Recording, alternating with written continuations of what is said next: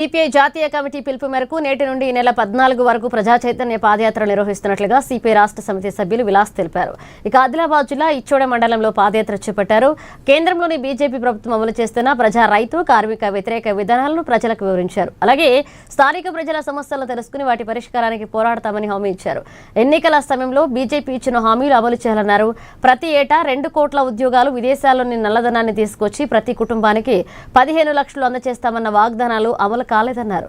రైతులు, కార్మికులు, మహిళలు, యువత, విద్యార్థుల సమస్యలను విస్మరిస్తూ కేంద్ర ప్రభుత్వం కార్పొరేట్ శక్తులకు అనుకూలంగా పాలన సాగిస్తోందని ఆరోపించారు. ప్రజల సమస్యలను వెంటనే పరిష్కరించాలని, లేకపోతే సెప్టెంబర్ 1న ఢిల్లీలోని జంతర్ మంతర్ వద్ద సిపిఐ ఆధ్వర్యంలో భారీ ఆందోళన చేపట్టారు.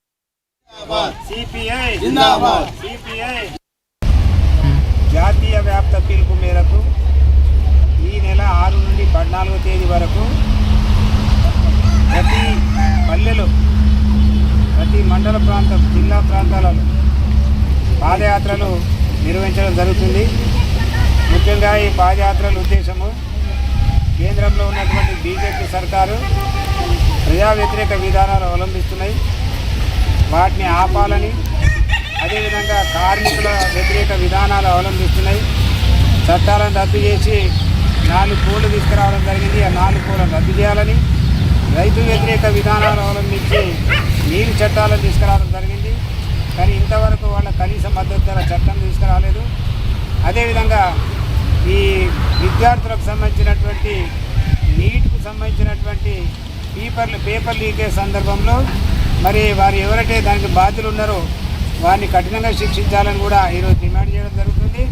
అదేవిధంగా ఇక్కడ ఇచ్చోడ మండలంలో ఉన్నటువంటి దేశ్ముఖ్ నగర్లో ఉన్నటువంటి పేదలకు ఇంద్రమ్మ ఇళ్ల స్థలాలు ఇవ్వాలి. అదేవిధంగా ఎవరికంటే రేషన్ కార్డ్స్ లేవో వాళ్ళకి రేషన్ కార్డ్స్ ఇవ్వాలి.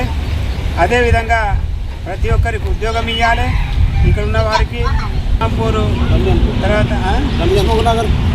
దేశ్ముఖ్ నగర్, ఇవన్నీ ఈ ప్రాంతంలో ఇళ్ల స్థలాలు